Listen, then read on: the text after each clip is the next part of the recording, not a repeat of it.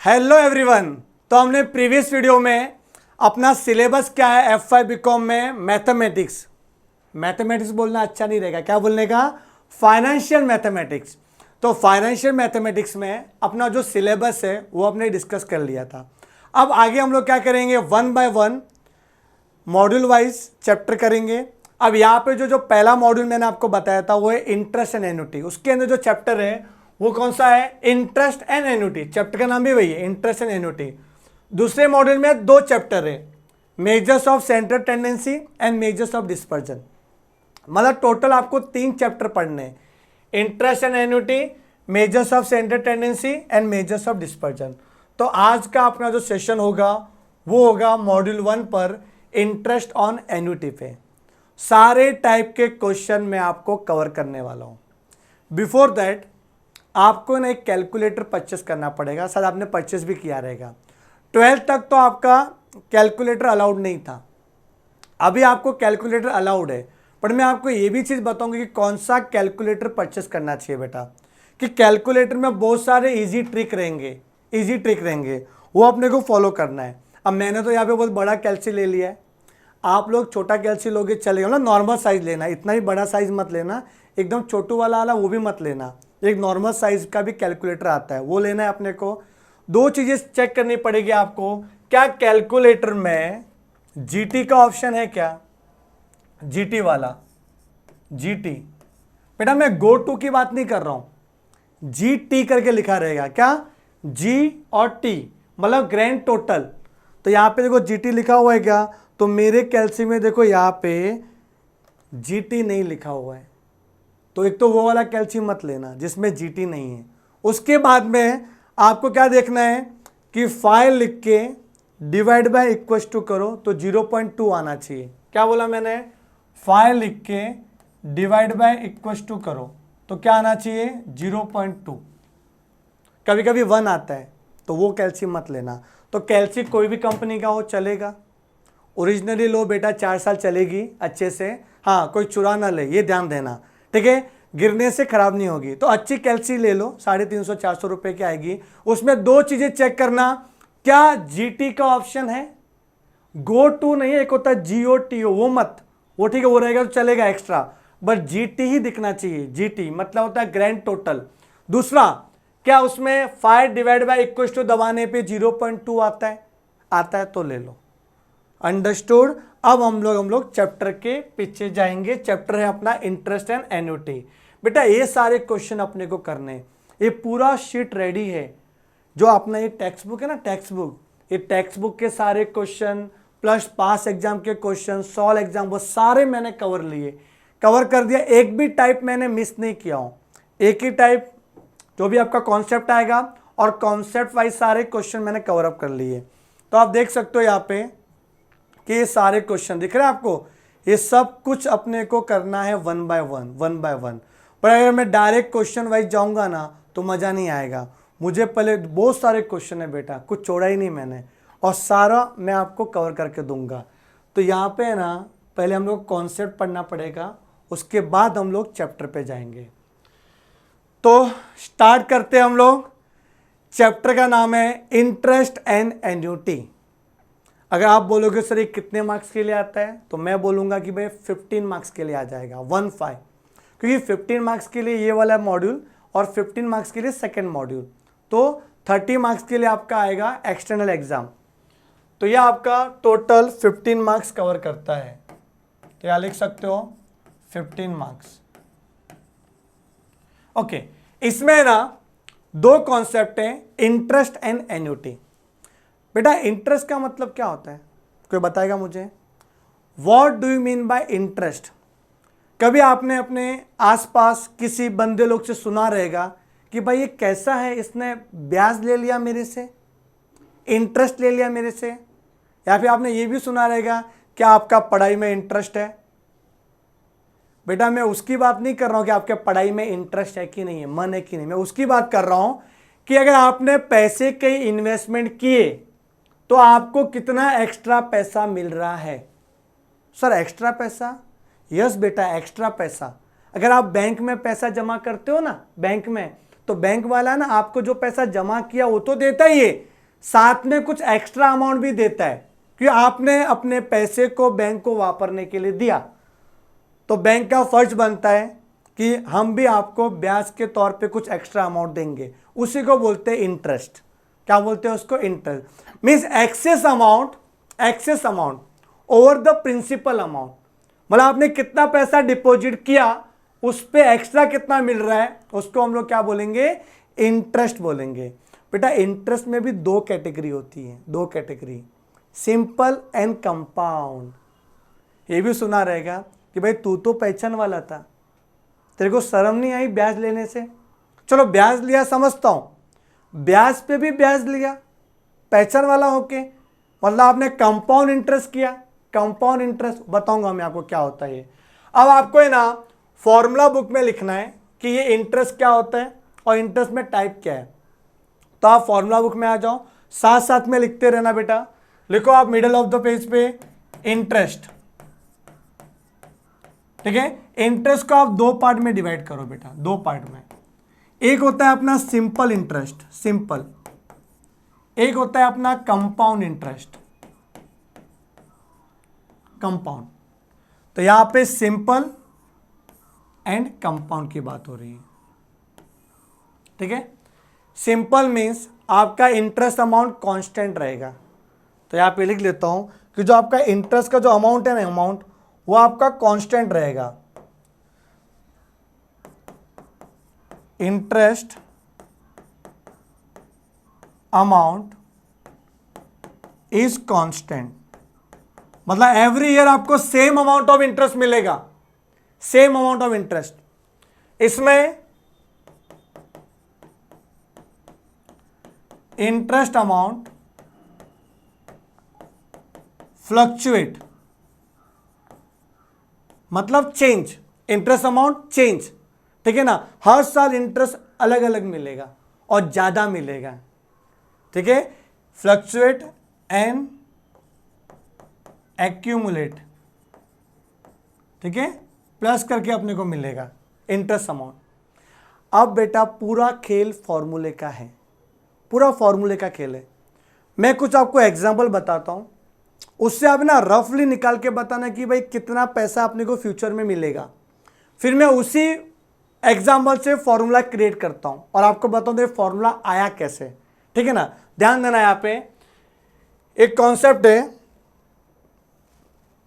कि यहां पे अपने पास दो ऑप्शन है। We have total 1000 rupees to invest, 1000 रुपये अपने पास है, अब अपने को इन्वेस्ट करना है। तो एक ऑप्शन ये है कि समझो स्टेट बैंक ऑफ इंडिया, वहां पे दूसरा है देना बैंक।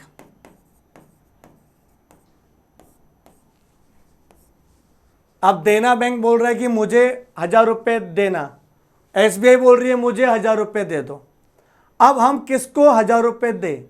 अब मैंने एसबीआई से पूछा, एसबीआई के मैनेजर से, कि आप कितना रेट ऑफ इंटरेस्ट दे रहे हो। तो एसबीआई ने मुझे बोला कि हम 10% पर एनम सिंपल इंटरेस्ट दे रहे हैं। हम क्या दे रहे हैं? 10% per annum simple interest. Okay, आप कितना दे रहे हो देना बैंक? तो देना बैंक बोल रहे हैं बेटा हम तो 10% तो नहीं दे पाएंगे, हम आपको 9.5% दे रहे हैं, बट कंपाउंड इंटरेस्ट दे रहे हैं, कंपाउंड इंटरेस्ट, ठीक है। 5% पर एनम, 5% क्या? Per annum compound interest. अब मुझे ये बताओ कि आप एसबीआई के पास जाओगे कि आप देना बैंक के पास जाओगे? आप जो सोच रहे हो ना कि देना बैंक पे पास जाओगे, इतना जल्दी मत सोचो। कंपाउंड देख के ये मत सोचो कि कंपाउंड ही हमेशा ज़्यादा रहेगा। बेटा आपका ईयर ऑफ इन्वेस्टमेंट कितना है उस पर डिपेंड है, आपने कितने सालों के लिए पैसा जमा किया है। क्या आप 1 साल के लिए पैसा जमा कर रहे हो तो फिर आप एसबीआई के पास जाओ। 1 साल में तो, क्योंकि 1 साल में कंपाउंड होता है ना, 1 साल में तो सेम ही रहेगा अपना उसमें। तो बेटा आपके नंबर ऑफ ईयर पे डिपेंड है। समझो मैं 5 साल के लिए पैसा जमा कर रहा हूँ, 5 साल के लिए, तो मेरा जो इन्वेस्टमेंट पीरियड है ना, पीरियड वो है समझो 5 ईयर्स। अब मुझे ये बताओ कि दोनों ही केस में मुझे फ्यूचर में कितने पैसे मिलेंगे ब्याज मिला के, बोलो मुझे कि फ्यूचर में मुझे कितने पैसे मिलेंगे इंटरेस्ट के साथ। आप भी कैलकुलेट करो, मैं भी कैलकुलेट करता हूं, ठीक है। ध्यान दो, यहां पे अभी कैलकुलेट कैसे करेंगे। तो यहां पे अपने को SBI भी है, देना बैंक भी है। मैं यहां सबसे पहले लिख लेता हूं कि प्रिंसिपल वैल्यू कितना है मेरा SBI में। 1000 रुपये मैंने इन्वेस्ट किया, इधर ही मैंने कितना इन्वेस्ट किया समझो 1000 रुपये। यहां पे मुझे इंटरेस्ट मिल रहा है 10%। तो आप कैलकुलेटर उठाओ, कैलकुलेटर उठाओ और मुझे ये बताओ कि 1000 का 10%, बेटा ये जो एग्जांपल दे रहा हूं ना, इसी में पूरा चैप्टर है अपना। ये एग्जांपल समझ में आ गया ना तो सारा चैप्टर समझ जाएगा, क्योंकि बिकॉज ये वर्ड प्रॉब्लम होता है। आपको बना बनाया P N R ये सब वैल्यू नहीं देंगे ये लोग कि P इतना है, R इतना है, N इतना है। बेटा आपको फाइंड आउट करना पड़ेगा क्वेश्चन रीड करते ही। This is the word problem, और बहुत डिफिकल्ट होता है कि बेटा वर्ड प्रॉब्लम में क्या होता है कि आप पहचान नहीं पाते कि क्वेश्चन में दिया क्या है और पूछा क्या है। तो यहाँ पे समझना इस एग्जाम्पल को, इससे पता चल जाएगा कि कैसे कैसे इसको ट्रैक करना है अपने को क्वेश्चन। तो प्रिंसिपल कितना 1000 है। अगर मैं यहाँ पे इंटरेस्ट को प्लस करूँ, इंटरेस्ट को कितना इंटरेस्ट है 10%, तो वैसे 1000 का 10% तो 100 रुपये होता है। देखो कर लो 1000 इंटू 10% कितना होता है 100 रुपये। तो यहाँ पे 100 रुपये मैंने ऐड किया तो कितना आया 1100 हुआ, 1100 हुआ। This is the amount after 1 year, this is the amount after 1 year. बेटा काम करते हैं इसको 5 ईयर्स में लेके उसको 3 ईयर्स ले लेता हूं मैं, ज़्यादा अच्छा रहेगा अपने को कि आप फटाफट कर पाओगे, ठीक है। इसको मैं ले लेता हूँ 3 ईयर्स, वो लेंदी हो जाएगा 5 ईयर्स। तो आफ्टर 1 ईयर्स 1100। अब मुझे बताओ सेकेंड ईयर का इंटरेस्ट कितना आएगा, कितना आएगा। क्या 1100 में मिलेगा कि 1000 पे मिलेगा। बेटा ये सिंपल इंटरेस्ट है, किस पे मिलेगा 1000 पे। तो अगेन 1000 का 10% कितना आएगा 1000 का 10%। अगेन सर 100 ही आएगा, कितनी बार कर रहे हो 100 ही आएगा। तो कितना मिला अपने को 1200 मिला। उसके बाद again interest for 3rd year कितना 100 ना, तो कितना हो गया ये वापस से 1300 हो गया। कितना हुआ 1300। तो ध्यान देना यहाँ पे मैंने क्या किया कि 3 साल का मैंने क्या निकाला इंटरेस्ट निकाला और सबको मैंने प्लस किया तो कितना आ गया 1300। इट मीन्स अगर मैंने स्टेट बैंक ऑफ इंडिया में 3 सालों के लिए पैसा जमा किया, कितना जमा किया 1000, तो इन फ्यूचर मुझे 1300 रुपये स्टेट बैंक ऑफ इंडिया देगी। अभी नहीं देगी, 3 साल के बाद देगी। कितना देगी 1300 रुपये। तो मेरा इंटरेस्ट कितना हुआ 1000 भरा 1300 मिला, तो एक्स्ट्रा कितना मिला 300। तो 300 is the simple interest for us, 300 is the simple interest पूरे 3 साल का। ओके अब यहां देखते हैं हम लोग, यहां देखते हैं यहां पे 1000 पे इंटरेस्ट, बट यहां पे इंटरेस्ट का रेट क्या है 9.5%। तो कितना आएगा 9.5%, 1000 इंटू 9.5% कितना आएगा 95। ओके प्लस करो 1095। This is the after 1 year वाला, क्या आफ्टर 1 ईयर वाला अमाउंट। अगर आपने 1 साल के लिए पैसा जमा तो आपको 1095 मिलेगा। तो अगर आप 1 साल का इन्वेस्टमेंट करना चाहते हो ना 1 साल के लिए, तो स्टेट बैंक ऑफ इंडिया के पास जाओ, वहां पे बल्ले बल्ले 1100 मिलेगा। कितना मिलेगा 1100, यहाँ पे 1095 मिल रहा है। अगेन मुझे इंटरेस्ट निकालना है सेकेंड ईयर का। अब बताओ 1000 पे निकलेगा कि 1095 पे निकलेगा। तो आंसर इज द 1095 पे निकलेगा। ये कंपाउंड है ना, कंपाउंड। यहां पे इंटरेस्ट पे भी इंटरेस्ट मिलेगा, 1000 पे तो मिलेगा ही, प्लस 95 पे भी इंटरेस्ट मिलेगा। तो 1095 मल्टीप्लाई 9.5% कितना आ रहा है 104 पॉइंट समथिंग ना, तो 104 ही लिख दो, ठीक है। राउंड ऑफ कर लो 104। तो क्या आएगा 1199। ये क्या आएगा आफ्टर 2 ईयर, ठीक है। और यहां पे आफ्टर 2 ईयर कितना था 1200, या 1199। बोला अभी भी आप स्टेट बैंक ऑफ इंडिया के पास जाओ, अगर 2 साल का इन्वेस्टमेंट प्लान है तो आपके पास, अगर 2 साल का इन्वेस्टमेंट प्लान है तो आप स्टेट बैंक ऑफ इंडिया के पास जाओ। अब देखते थर्ड ईयर में क्या होता है बेटा। थर्ड ईयर में क्या हो रहा है 1199 इंटू 9.5%, तो कितना आ रहा है 113.9, तो 114 हो जाएगा। प्लस करो, दिस इज द ए मतलब फ्यूचर वैल्यू, बताऊंगा मैं ए का मतलब क्या है। तो 1199 प्लस 114, 1313, कितना आ रहा है 1313। बेटा मजाक मजाक में एग्जाम्पल बहुत ही अच्छा बन गया अपना। देखो कंपेयर करो, कंपेयर, अगर आपका इन्वेस्टमेंट प्लान 1 साल का है तो मेरा सिंपल इंटरेस्ट ही अच्छा है, 2 साल का है तो भी सिंपल इंटरेस्ट अच्छा है, 3 साल का है तो अभी आपका compound interest is better than simple interest, because अपना इन्वेस्टमेंट प्लान ज़्यादा है ना, पीरियड ज़्यादा है। अब 4 साल का किया, अब सब यही बेस्ट रहेगा, देना बैंक ही अच्छा रहेगा। अगर आप 2 साल से ज़्यादा के लिए पैसा जमा करके रखते हो तो देना बैंक अच्छा रहेगा। अंडरस्टूड। ए का मतलब होता है फ्यूचर वैल्यू, ठीक है। सो क्या बोलेंगे हम लोग फ्यूचर वैल्यू। आया समझ में? ये अपना बेसिक था इस चैप्टर का। अब ये तो मैंने लॉन्ग कट किया, सर शॉर्टकट बताओ ना, शॉर्टकट क्या रहेगा? मैं आपको शॉर्टकट में निकाल के बताता हूँ 1300 कैसे आएगा। समझना, एक फॉर्मूला है सिंपल इंटरेस्ट का जिसमें ए निकालने का, ए इक्वल्स टू पी ब्रैकेट में 1 प्लस RT अपॉन 100, ठीक है, RT अपॉन 100। देखते क्या है, P का मतलब होता है कि आपने कितना पैसा जमा किया। मैं सबका मीनिंग लिखाऊंगा फॉर्मूला बुक में। P का मतलब होता है कि आपने कितना पैसा जमा किया इनिशियली 1000, 1 प्लस R का मतलब होता है कि रेट ऑफ इंटरेस्ट कितना था, तो 10% था, तो 10% को 10 अपॉन 100 लिख सकते हैं, 100 तो लिखा हुआ था फॉर्मूले में, इनटू T का मतलब होता है टाइम पीरियड, आपने कितने साल के लिए पैसा जमा किया, आपने 3 सालों के लिए पैसा जमा किया, तो ये ईयर में होना चाहिए 3। तो कैलसी करो, कैलसी 1000 1 प्लस बेटा ये 30 अपॉन 100 ना, देखो 30 10 3 जा 30 होता है ना, तो 30 अपॉन 100 कितना आया 0.3, तो यहाँ पे 0.3।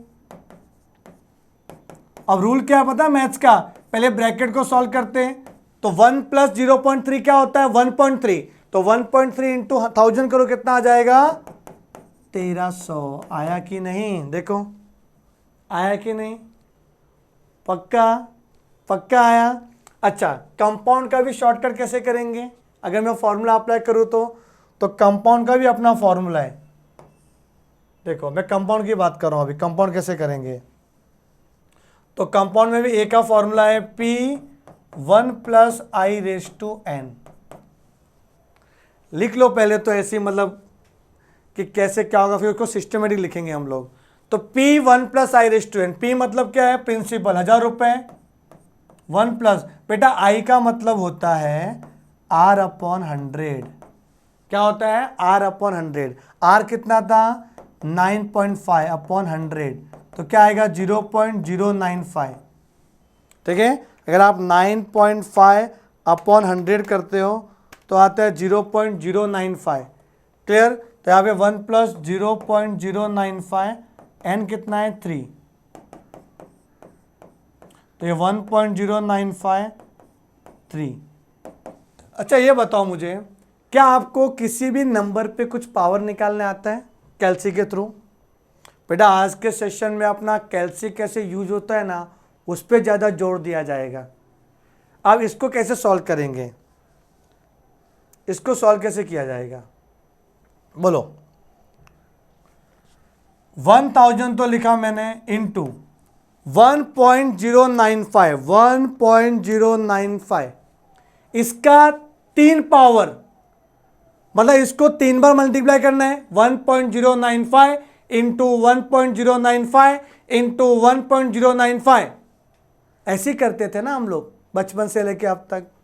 पर कैलसी में ऐसे नहीं करना, शॉर्टकट तरीका है। 3 पावर है ना, तो मल्टीप्लाई करो, मल्टीप्लाई और 2 बार इक्वस टू, दो बार इक्वस टू, कितना आ गया बेटा 1.3129 समथिंग। इसको 1000 से मल्टीप्लाई कर दो तो क्या आ जाएगा 1312.9, मीन्स अप्रोक्सीमेट क्या आएगा 1313। वही आया ना आपने, देखो 1313। अरे समझा कि नहीं, समझा कि नहीं, वापस सुनो। अगर मुझे 5 का 3 पावर करना है तो मैं क्या करूंगा 5 इंटू 5 इंटू 5, 125 लिखूंगा। बोलो हाँ, यस 125 लिखूंगा। एक और तरीका है, कैल्शियम में कैसे करेंगे, 5 का 3, 5 लिखो, इंटू दबाओ और 2 बार इक्वस टू प्रेस करो। करते देखो आता है कि नहीं आता। 125, 5 इंटू इक्वस टू आ गया ना 125, दिख रहा है कि नहीं, हाँ समझे कि नहीं। तो 5 इंटू इक्वस टू किया तो भी कितना आ रहा है 125। दोनों तरीका है, तो सेकेंड तरीका अच्छा रहेगा, जल्दी से आंसर आएगा आपका। तो आई थिंक कि आपको बेसिक पता चला रहेगा कि सिंपल इंटरेस्ट और कंपाउंड इंटरेस्ट का बेसिक क्या है। तो अभी हमें करना क्या है, यहाँ पे ये अगर लिखा रहेगा साथ साथ में तो चलेगा, नहीं लिखा रहेगा तो भी चलेगा, बट आपको ये लिखना जरूरी है, ये वाला, ठीक है, ये आपको लिखना जरूरी है। क्लियर है।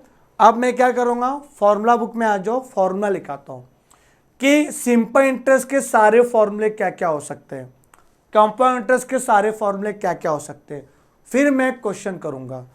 तो यहां पे आ जाओ।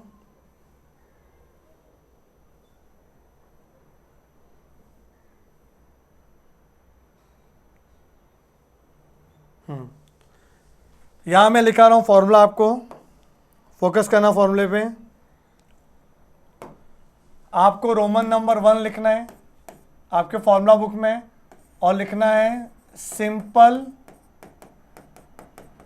इंटरेस्ट। ठीक है बेटा, सिंपल इंटरेस्ट, इसको शॉर्टकट में SI लिख सकते हैं, सिंपल इंटरेस्ट। उसके अंदर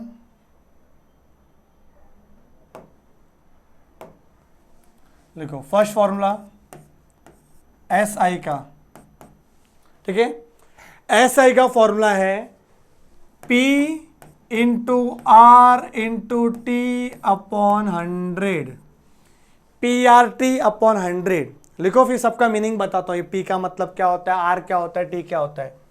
दूसरा A निकालने का फॉर्मूला है कि जो आपका P है उसमें SI प्लस कर दो, P प्लस SI, कितना पैसा भरा है और कितना इंटरेस्ट है, तो आपको मस्का मार के पैसा मिलेगा फ्यूचर में, मस्का मार के। उस मस्का को क्या बोलते हैं हम लोग, इंटरेस्ट बोलते हैं, इंटरेस्ट। तीसरा है अपना A का formula P in bracket 1 plus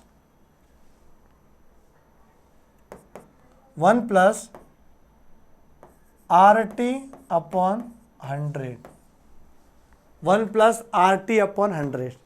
ये अपना फॉर्मूला, ये तीन ही फॉर्मूले जो आपको याद रखना है सिंपल इंटरेस्ट के केस में।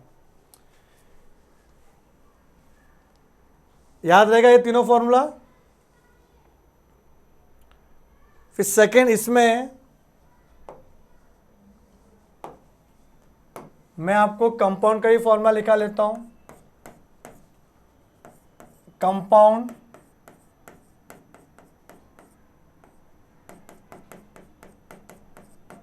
इंटरेस्ट CI, ठीक है, compound interest.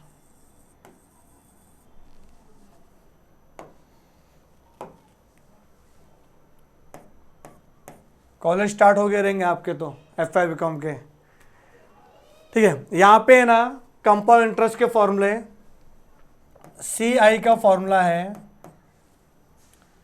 P in bracket 1 plus I raise to N minus 1, ये पहला फॉर्मूला।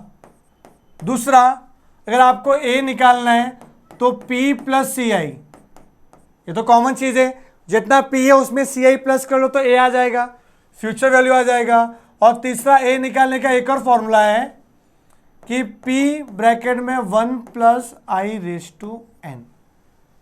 इसमें भी 3, इसमें भी 3, और भी बहुत सारे केस रहेंगे, मैं बाद में बताऊंगा आपको, पहले बेसिक फॉर्मूला पढ़ो।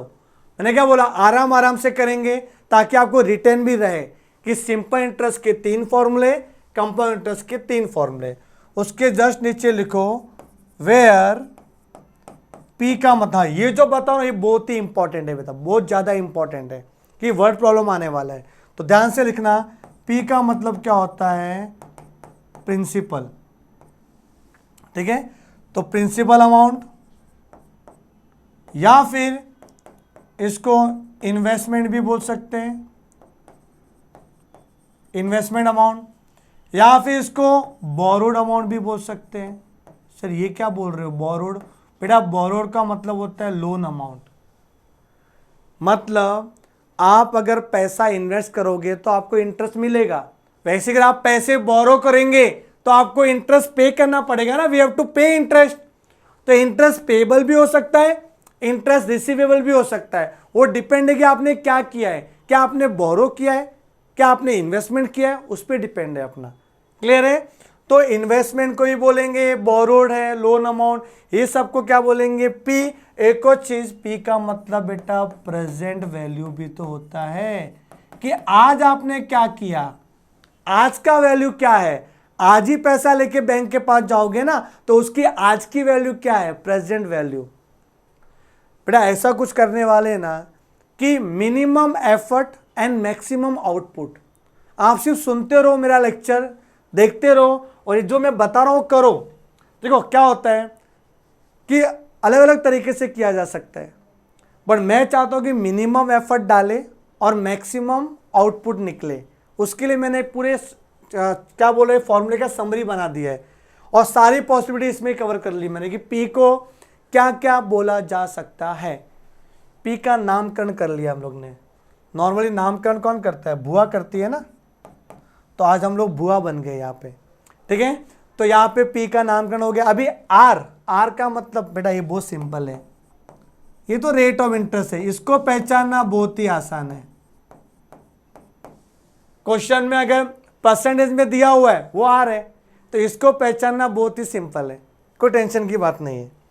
फिर टी, टी का मतलब होता है टाइम पीरियड, ठीक है। नॉर्मली इसको नंबर ऑफ ईयर में काउंट करते हैं, नंबर ऑफ ईयर्स में, ओके। टाइम पीरियड, बेटा इसको टाइम पीरियड नाम क्यों पड़ा वो आगे हम लोग बताऊंगा मैं कंपाउंड वाले केस में, ठीक है। नहीं तो इसको नंबर ऑफ ईयर भी बोल सकते थे, लेकिन आपको नॉर्मली नंबर ऑफ ईयर मत बोलो, बाद में पता चलेगा। इसको टाइम पीरियड ही रहने दो, वर्ड प्रॉब्लम में काम आएगा टाइम पीरियड। तो पीआरटी हो गया। उसके बाद ए, ए का मतलब क्या है, ए का मतलब होता है एक्यूमुलेटेड वैल्यू,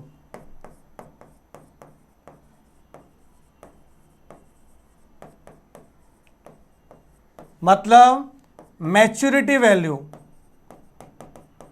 आपने कितने टाइम के लिए इन्वेस्टमेंट किया है, इन्वेस्टमेंट टाइम खत्म होने के बाद मैच्योरिटी पे कितना पैसा मिलेगा, तो मैच्योरिटी वैल्यू, या इसको फ्यूचर वैल्यू बोलो, सबसे अच्छा बात है कि फ्यूचर में कितना पैसा मिलेगा, okay. Accumulated value, maturity value, future value, या फिर value at the expiry of the particular period, तो ये सब क्या होता है अपना ए। अच्छा, कंपाउंड में आई भी था, आई भी था ना, आई करके, आई का मतलब होता है बेटा आर अपॉन 100। जो आर है ना उसको डेसिमल में लिख लो, ठीक है, आर अपॉन 100 करके, उसको क्या बोलेंगे, आई बोलेंगे। तो ये पूरा जो मैंने समरी आपको बता दिया है, ये पूरा फॉर्मूला आपको याद होना चाहिए, ठीक है। तो एक बार देख लो ये पूरा फॉर्मूला और ये लिख लो, नहीं तो इसका स्क्रीनशॉट ले लो ना।